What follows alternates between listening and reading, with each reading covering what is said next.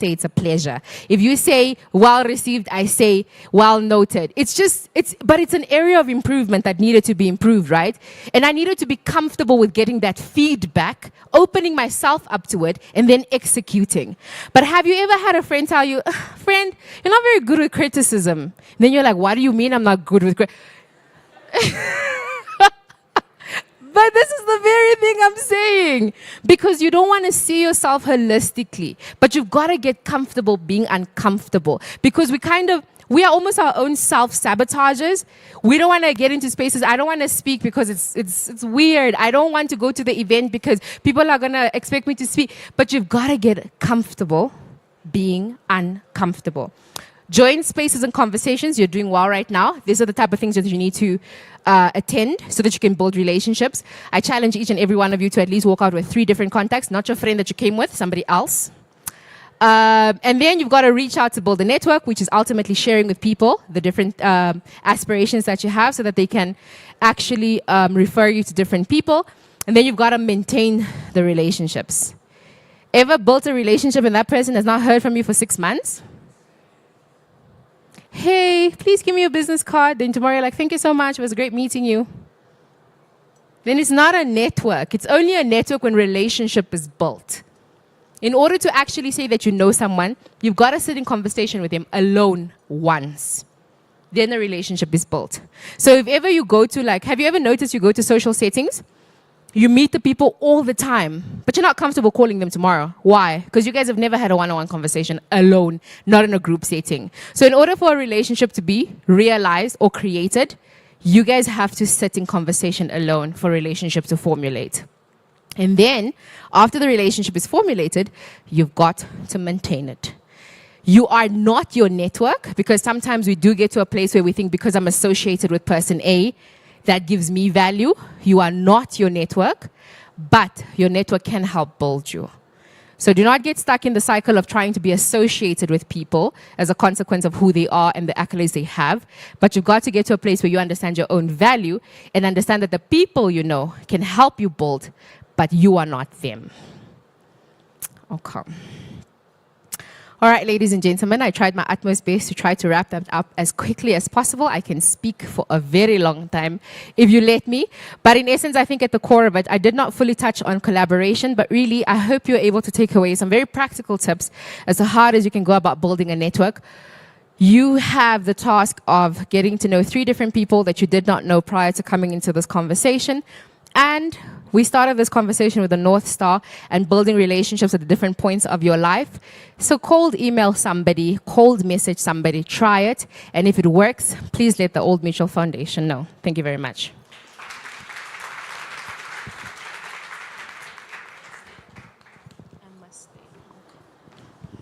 Okay, let's please give Mavis another round of applause because, hey!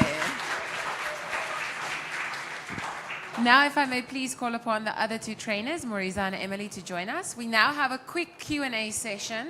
So this is your opportunity to ask questions. If you have a question, something burning in your heart, something you wanted to get out there, or you wanted clarity on, this is your opportunity. It's your time to shine.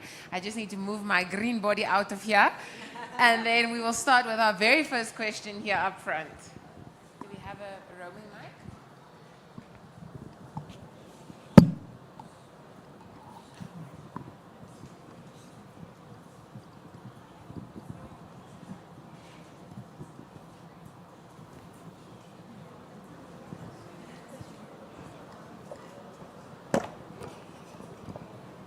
Thank you so much for this opportunity again, because I think in every session I had to ask a question.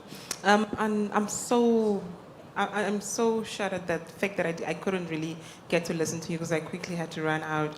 So I found you, Marisa speaking, and you said that your parents were having a plan for you already. So now, and you said no. And you said, no, this is not what I want to do. I want to do this. And I'll come back and I'll support you on that. how did you do that? Because right now, gaan niet mee, said. That's all we hear after that. After I've stood up to my parents and said, no, mommy, this is what I want to do.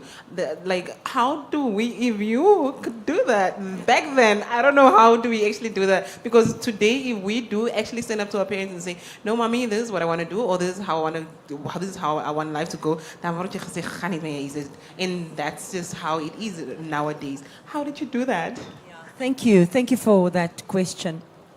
Sorry, I can't hear myself. So I just want to set the premise for that decision. Sometimes, and sometimes our parents, and in my case, they didn't see beyond today, right? And I explained why. Because they were limited in their thinking, they were desperate in their lifestyle. And for them, the only solution must now go work, because they wanted to see the money roll in, because you were born to look after us. We all know that one. Most of us know that one. Our kids are there to take us out of poverty. I remained in the home. I didn't leave. My dad threatened day and night. I was also fluked at, you know, those horrible words. It was tough, but I remained because I knew I couldn't move out. There was no way for me to go stay with somebody else, right? I just had to tolerate the timelines until I was in a position to make that shift. And so I wouldn't encourage you to move out and pack your things and be a rebel and go. But if you turn out and you come home and your mom did pack your things and threw you out, I would suggest you have a conversation with a family member, an aunt, somebody that you trust, right? That would just accommodate you for some time.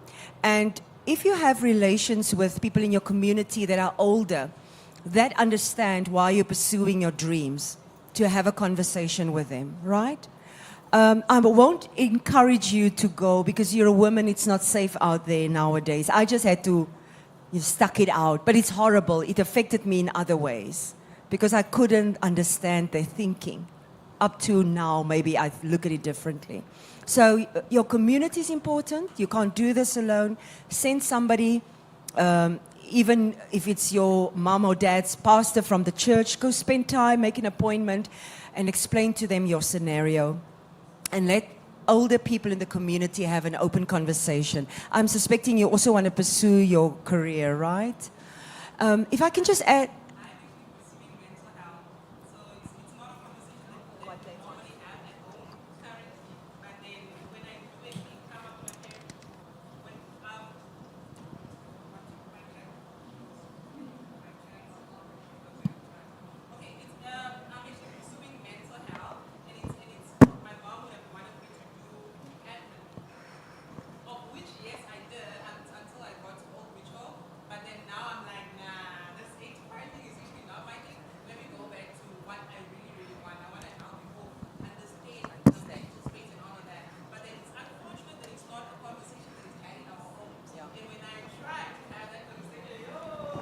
So what I'm hearing, she's saying she already has a profession. She did what her parents told her to do, and it's not working. It doesn't make her happy. So the good thing, if you've got an income. Yeah, so she's in business. At least you get a bit of income, so you can start saving up to self-sustaining, so that you don't have to be under your roof. I take you're older than 18? Okay. I was fighting my battles at 16. So you have some advantages. So without fighting it off, trying to debate it off, they're not going to listen. They can't hear you. Really, they can't. They don't hear you. So, and you can't blame them, okay? So just put some savings aside, work at a plan, and when the time is right and you can move out under their roof, if you can, do that. And have someone have a conversation. You might never change their minds. I just want to add something to this. I'm a mum now, and I had a conversation with one of our attendees here to say, one of the most humbling decisions I had to take, I've got 3 kids, was to come to the realization I can't control their lives. I have to let them be and express who they want to be. And I can see the joy in my one daughter's life. If I could choose, I would do something different. And I had to remember where I came from. And my daughter's happy. So just do it responsibly. Because at the end of the day, you can still bless them in other ways, right? Financially, or they get to drive in that car by the time you afford it, and give them some incentives. I hope that helps. Okay, do we have another question in the room here in front? Do we have our mic? Oh, you can go first, then we can hand the mic over to you. Can you hear me? Good afternoon, and I thank you for allowing us here. My question is directed towards Mavis because she touched on networking.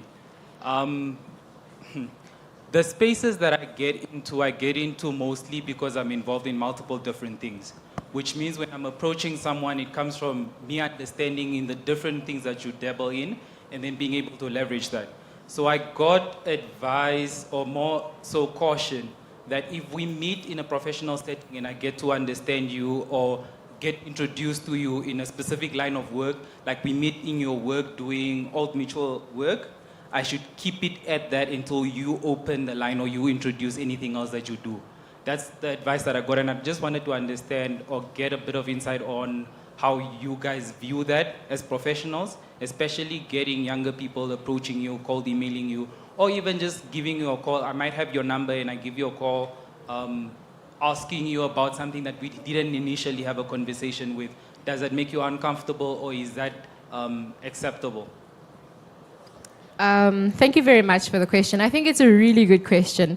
The reason why it's a good question is because there's an understanding of boundaries, right? And many a times, boundaries are sometimes not spoken, but they exist. I think sometimes to play it safe is rather to ask, are you open to conversating about the things that you're doing? Because a boundary is established because you're trying to say that these are the parameters, right? And the only way that a boundary can ever be crossed, not ever, but in most cases, the best way to be able to cross a boundary is to ask permission. So I think I would not necessarily say that it's wrong, but it's being able to ascertain whether or not it's okay with the individual, because everyone is different. And therefore, I cannot speak for all of us, even on this panel, that we would all react the same to the same conversation. So the best way is really just to ask and ascertain, is there something that you're comfortable with through question? For example, if you're in conversation with me, you would say, hi, Mavis, I just wanted to find out, would you be comfortable with me asking you some questions about the work that you do in public speaking? Which allows me the opportunity to be able to determine whether or not that's a space in which you can dabble in. So I think, just to answer your question very bluntly, is that if you do have sort of an understanding of boundaries, the only way best to ascertain whether you can cross the boundaries by asking a question. I hope that helps. Awesome, thank you. Okay, oh, they're at the back, but we also have a question here at the front. Do we have another mic before we jump to the back? And then I'm going to jump right back to you.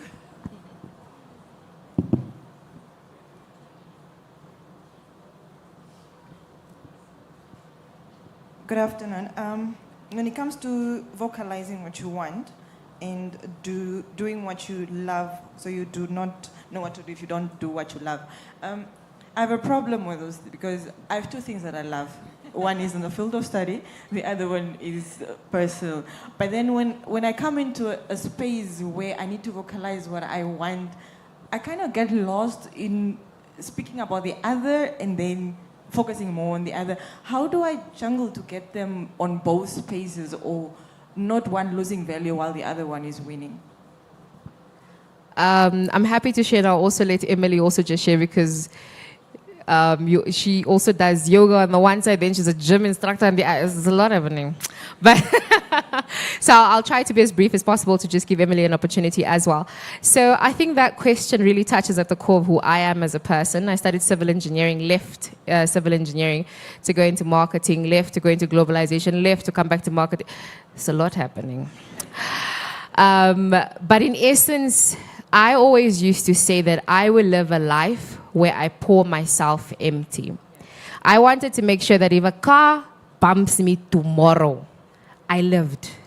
I did it all. Some people would think that looks like confusion, and I'm very comfortable with it looking like confusion because I understand what my purpose is, and I only have one thing that I'm trying to achieve, and it's to pour myself empty, which means that I don't look like I should most of the time. I don't operate the way the world might expect that one would operate with a one path, one destination. And although I always say that I'm very envious of people who choose one thing and pursue it for the rest of their lives and find joy in it. It's truly my greatest envy in life.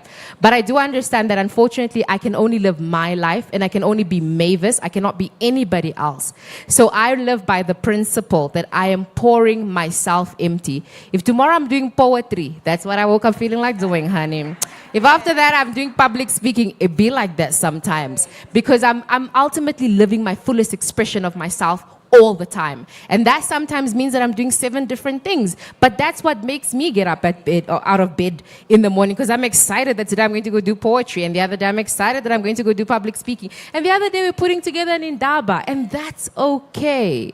So if it affirms you and makes you feel a bit better, you're not the only one that's got more than one passion. And I personally think it's okay. Yeah.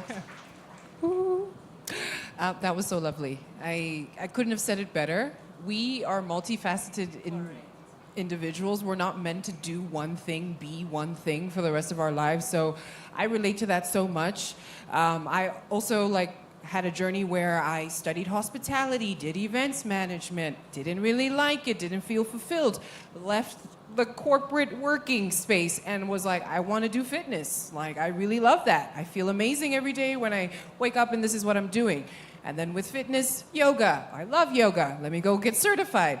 Oh, Reiki. I love Reiki. I love energy. It's allow yourself to be all of the things because we have the capacity to do that. The energy is there when we're directing it in the right places and we're not focusing on things that are draining us. We can really create that impact that we desire. So, yeah.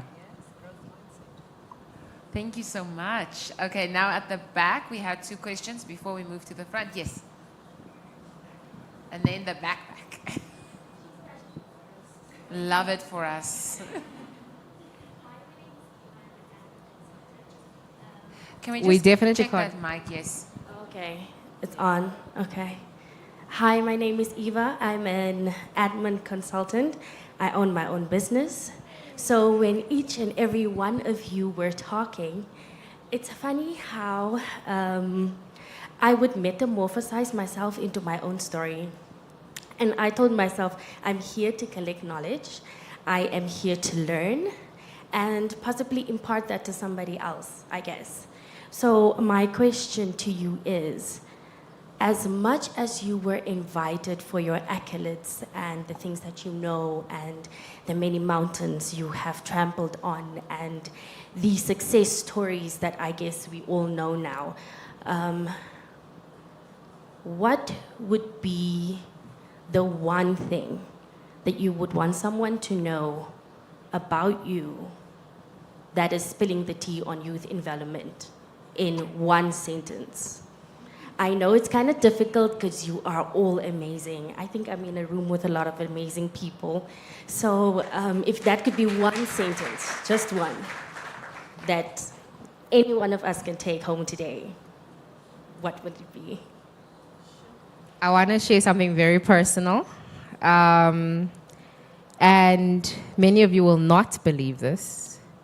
There's only one person in the audience who actually knows this, and I'm going to do my best not to cry. I suffer from low self-esteem.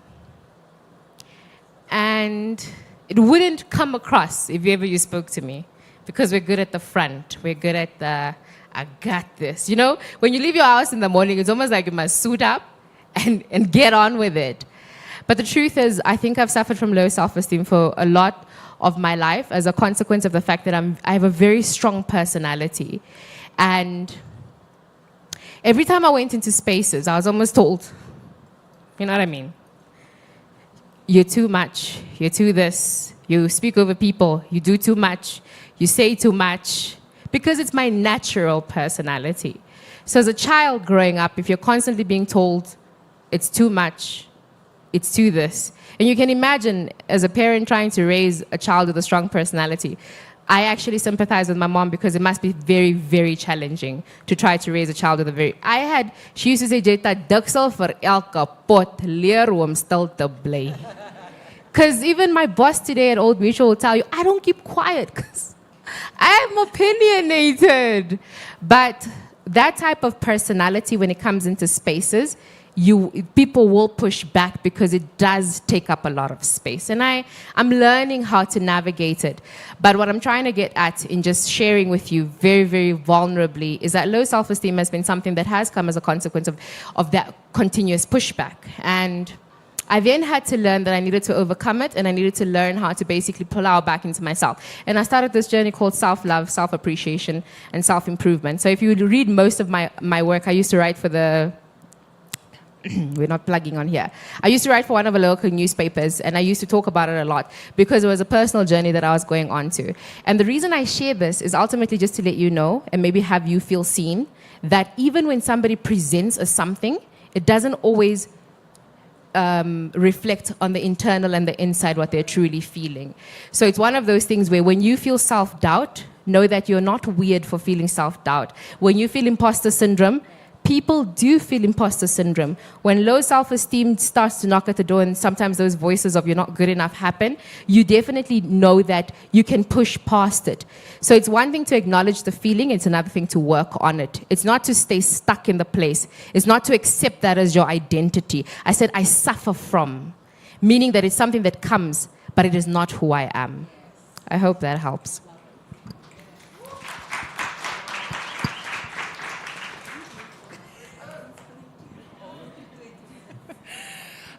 I would say if you're seeking to create, effect, change in any area of your life, right, the 8 areas that we touched on, know that it starts with you and starts with yourself, a desire to change the environment that you work in. I wish somebody would have told me that, like, my job wasn't going to get better just because I switched the job. I was the problem.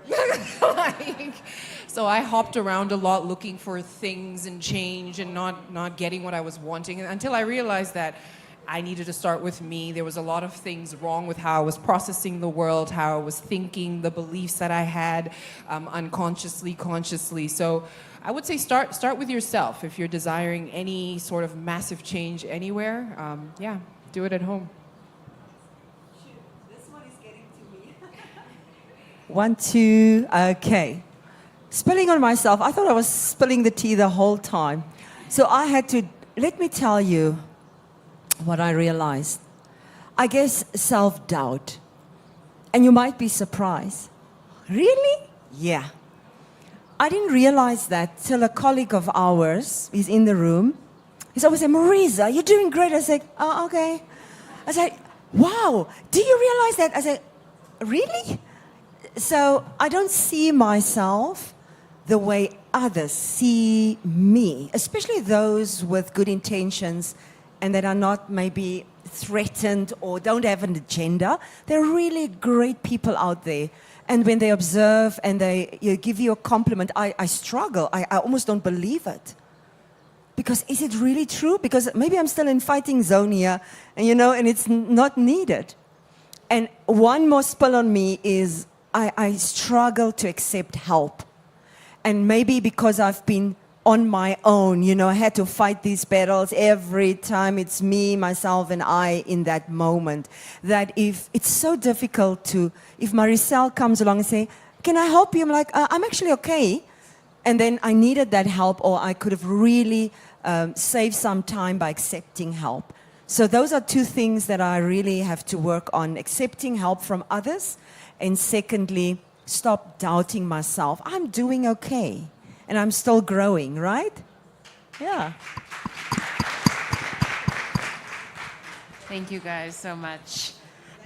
And now our next question. It's your time to shine. Nili.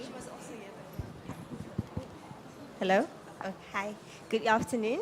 I have 2 questions, one for Emily and one for Mavis. For Emily, I wanted to find out.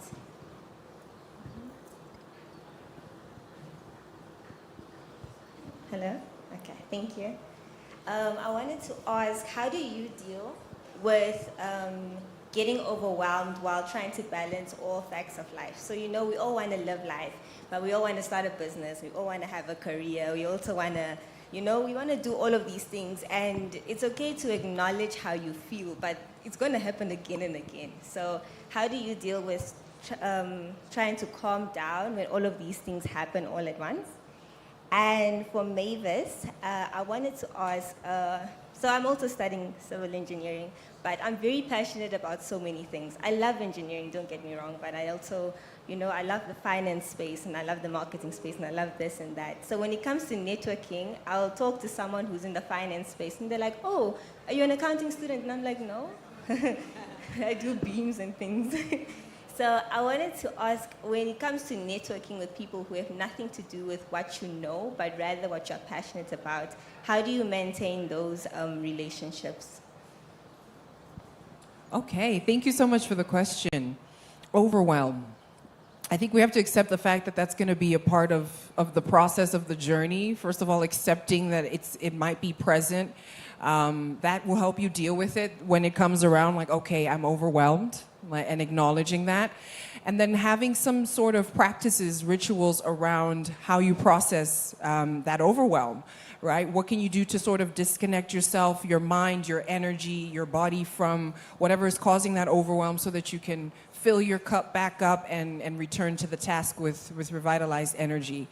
And also knowing what you are doing, right? Having that vision. That vision will help you hone in and focus on the things that are actually important to you, as opposed to you leaking energy unnecessarily, which could contribute to you feeling overwhelmed, because now you're giving of yourself and your time in spaces that you don't really care about, that you have no interest in. Somebody said you should do it, your friend asked you and begged you, and now here you are not having that boundary set for yourself. So boundaries, some practices that you can do to help pour back into your cup, and having a vision.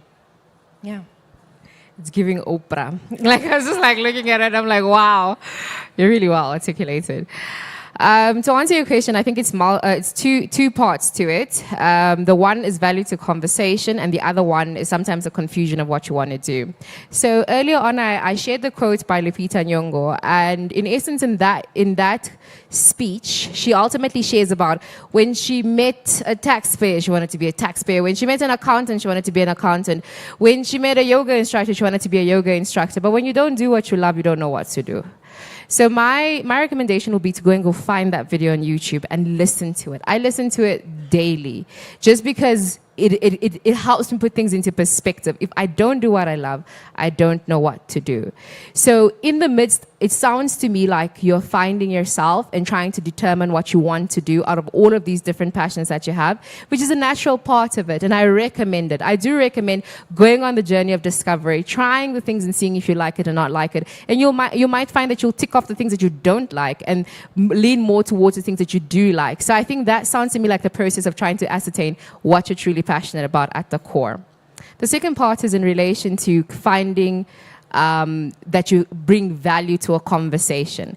And I think the answer to that many times is just to be a student sometimes. I think we try to come into conversations and sound as well versed as the accountant that has 15 years experience. But sometimes it's okay to come into the conversation as a student. There is no such a thing as a stupid question. If you're going to sit in a conversation, if you must ask, what is accounting? It's fine. But it's better, I think Tafanji was noting how he was talking about ROI, return on investment, and he was pretending to know what ROI is. It's okay to not know. So if you come into a conversation where you're actually here to be taught, be a student. You don't have to present yourself as anything that you're not, because it is the process of trying to acquire knowledge through learning that in a different conversation, after the one conversation, you've got more knowledge. So never be afraid to ask questions. Be okay with not knowing in a conversation, and simply sometimes be a student. I hope that helps.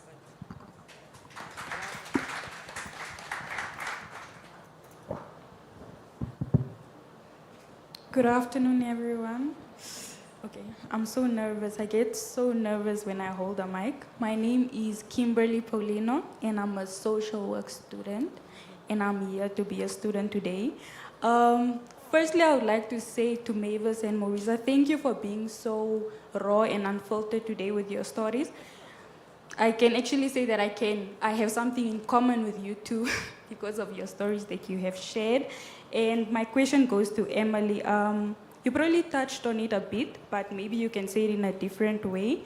I wanted to ask, what prompted you to become a wellness coach and also a yoga instructor? Did you always know from a young age that it's something you wanted to do or were passionate about? Because in Namibia, I don't think wellness coaching or being a yoga instructor, gym instructor is something we are told we can venture into in our economy. And also looking at the unemployment rate in Namibia, and what was your experience when you started? Did people think that you'll perform miracles in terms of your services? Thank you. Lovely, lovely question. Thank you so much. Now I have to try not to cry. We're criers up here.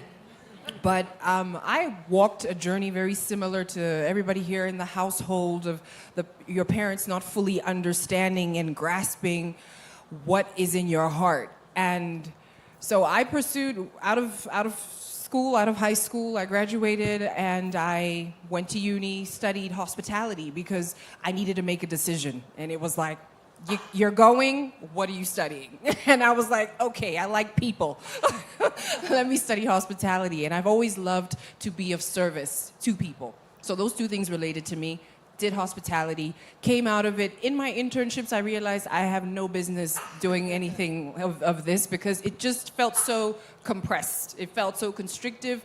And when I looked forward, it looked like I would have no life of my own. I'd just be living in a hotel. And it didn't relate. And through it all, one thing that has always been present for me was fitness. I was working out myself, first with running, and I was an avid runner, started a running community in my school. I went to uni in Malaysia. So in that area, I gathered a bunch of the local Namibian students who were around, and we started running. And so it started from there. When I came back home, I needed to get a job. And I was like, oof, I stalled as much as I could. I was sending out those resumes, but I wasn't getting the feedback I wanted. And I know it's because my energy was not in the right place. I didn't really want the jobs. I was just like, going through the motions. Got a job. I actually first started working at Stutterford's in retail. How random it was. But it was a job and I was around people, which always really makes me feel really abundant. And then eventually moved on to a space where I was in marketing and social media, which was so fun for me because I love creating, I love writing, I love pictures, video, the things. So in that space, I really thrived, but it wasn't allowing me to grow. Then I got an opportunity to work for an NGO doing project management, which I did. I was like, yes, more money. Look, Mom and Dad, I made it. Like, I've got the job. And I worked there for a total of 3.5 years. And towards my last year there, I started hearing this voice that was telling me, Emily, it's time to leave. Emily, we gotta go. Emily, the time is now. Like, the voice was always coming to me when I was sitting at my desk at work saying, Emily, Emily. And I was like, what the heck? So I started pondering with that idea, asking everybody I knew, is this something I should do? Should I quit my job? Should I do this? Which I know now is like the worst thing you can do when you want to make a decision for yourself. Tune into yourself and rather tap into what your heart is saying, because nobody is going to understand what your vision, what your desire is. As much as you try and articulate it, nobody's going to feel it the way that you do. So it's important that you just trust yourself. So I trusted myself and quit my job post-COVID, mind you, shocking. And it was a lot to figure out, but I knew it was the right decision to make. And so I just did it. And my parents, still to this day, they're still kind of like, you're doing what?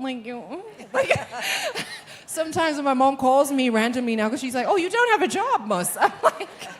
I'm like, I have clients to see, like I'm busy in the morning, and then, so it was a thing of them fully not understanding it. They still don't really understand it, but I knew that the only way to get them to understand it was to show them. So I'm in the process of still showing them that this is a life path and a career path that can be fulfilling, it can make you money, and it can be just as good as everybody in the offices. So yeah, it wasn't an easy walk, but it was definitely worth it. And when you have that voice, that call in your heart, I think the worst thing you can do is like try and hush that voice up, because it's never going to go anywhere. You're going to find yourself 50 in your rocking chair with that voice still coming back to you. So I say, listen. Thank you so much. Yes, so I think we have time for just 2 more questions. So, Good afternoon. My name is Shalom, and I'm a computer science student at the University of Science and Technology. So my question was partially answered, which was when you're in spaces to learn and be a student. Be a student, but I wanted to know, as a beginner in a new field, how do you create your value in these new spaces? I think Emily and Mavis mentioned that they tried a lot of different things. How were you able to create value in these new spaces? Can I think just the fact that you are teachable, that's a value. I think that's valuable because you're somebody who can take information, be molded, become somebody, something. So I think being teachable is your value when you feel like you don't have anything else to offer. Yeah. I think I'll add to that, ask questions. So we have a young lady here. Her name is Bonita. Bonita joined the communications team 2 months ago? 3 months ago. And Bonita joins as an intern, but you should see her next to us. You would think, hi, Sissy. Like she's absolutely one of us, right? Because she drives excellence. And I think that must be because her teammate Marisol also drives excellence, so it must rub off. It's probably a comms thing.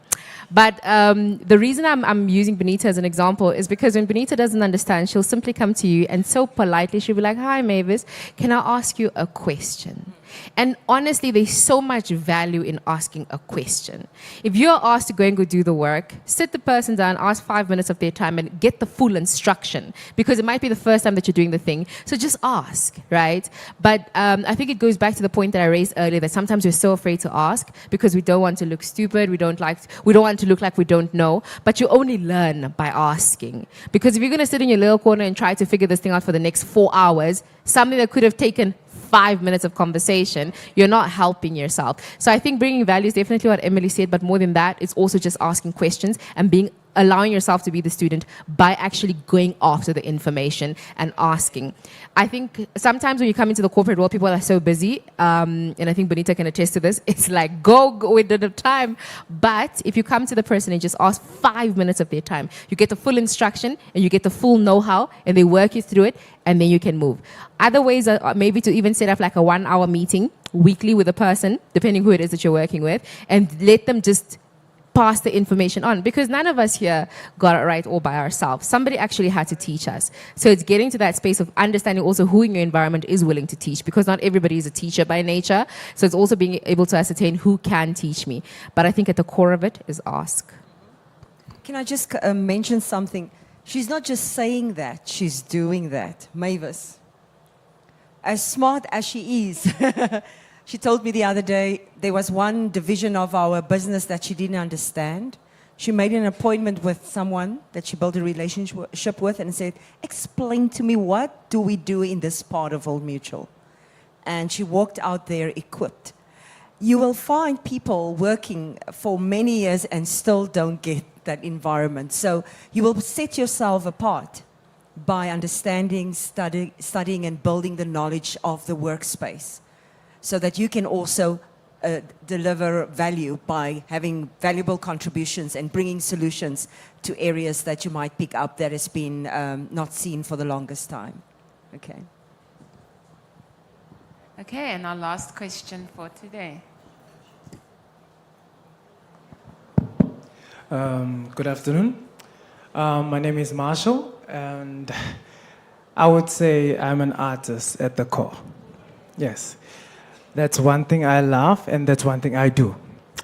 Now, to start off, I'm a professional dancer and choreographer.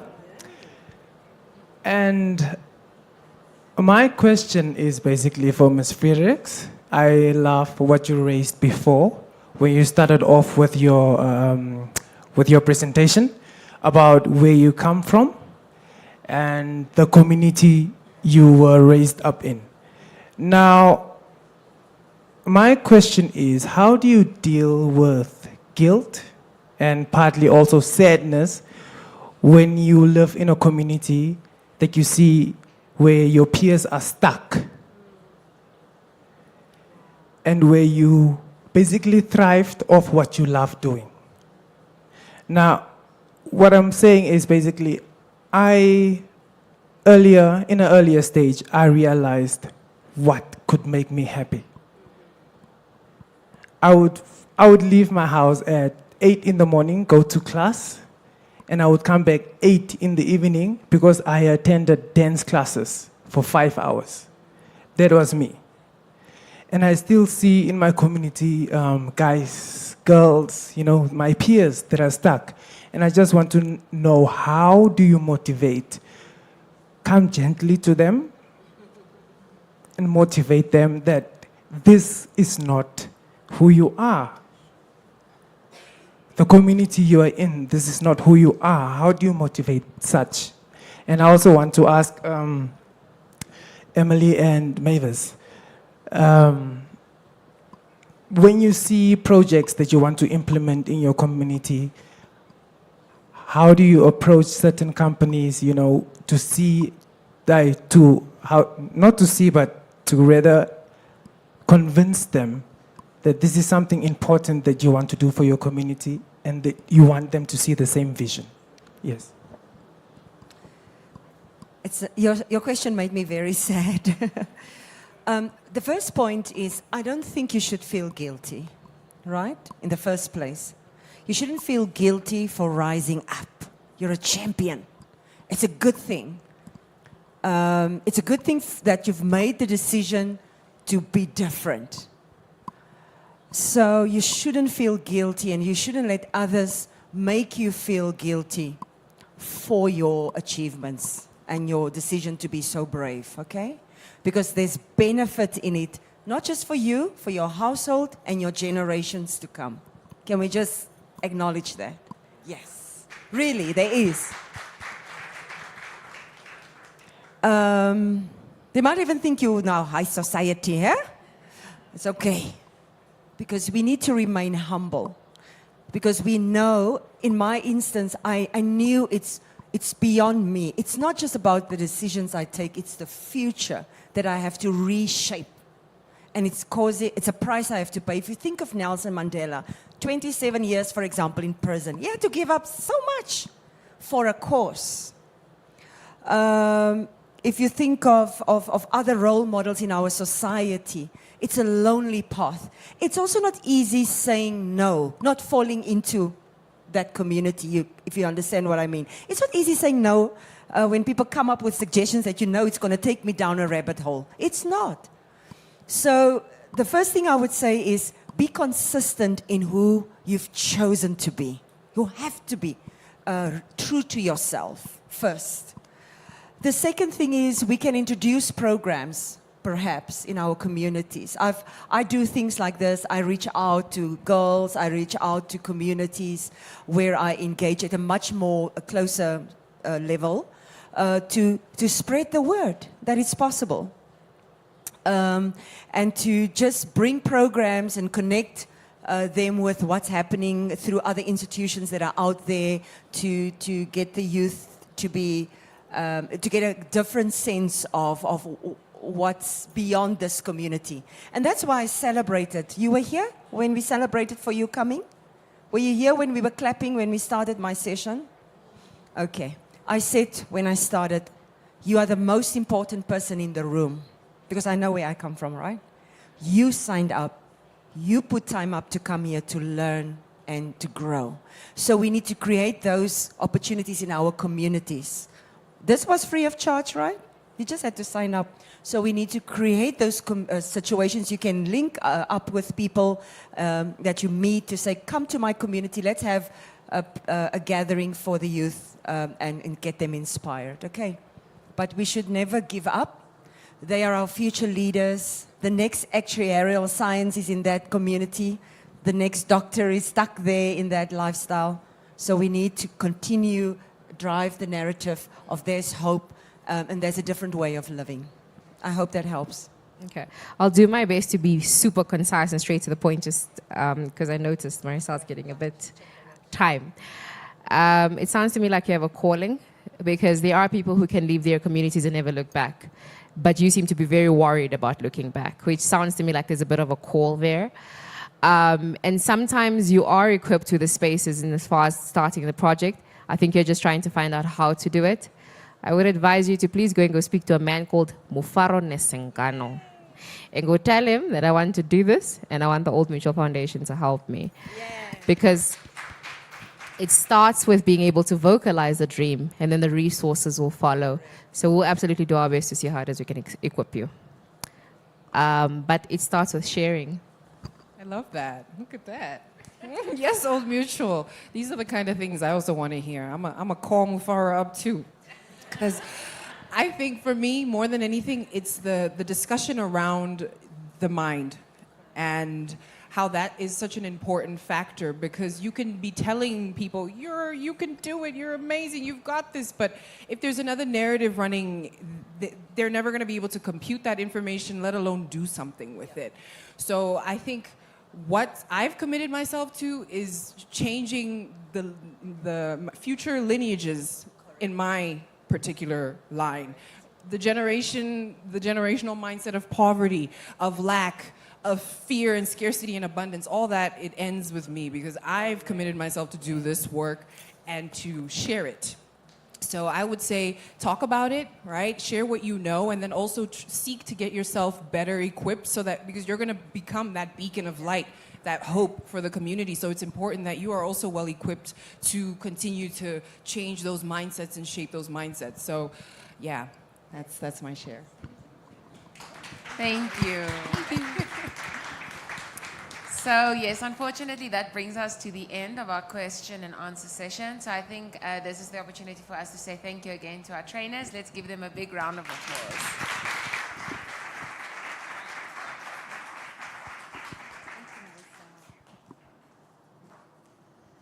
Today we really had some powerful conversations, and we had people bare their souls. And I think it's amazing to be part of this, to witness this. And I think the important thing is not to just let it end here and let it end today, because you can start, you are the captain of your future, of your journey. So make sure that you sail that boat in the right direction.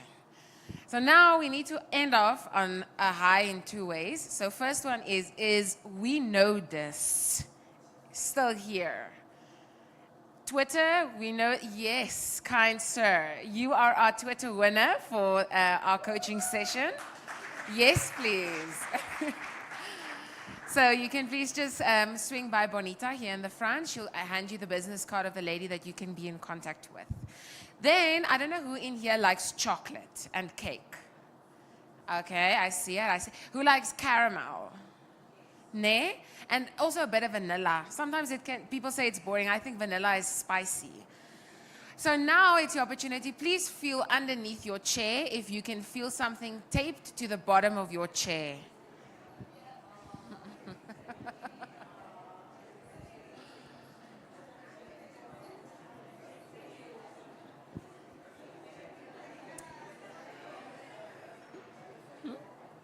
Do we have anyone that found anything yet?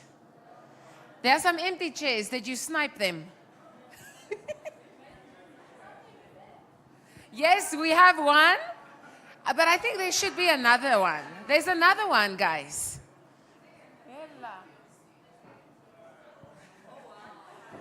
And that's how you seize opportunities. So our two winners each won a cake of one of our vendors here today. So there's a chocolate one and there's a nice vanilla caramel one. So when you're done, please make your way as well to the cake vendor around the corner. So that brings us to the end. We just want to encourage you. We do have some vendors that are around the corner, people who have really took up the time to be here today to showcase some of their products and their hard work. So make sure to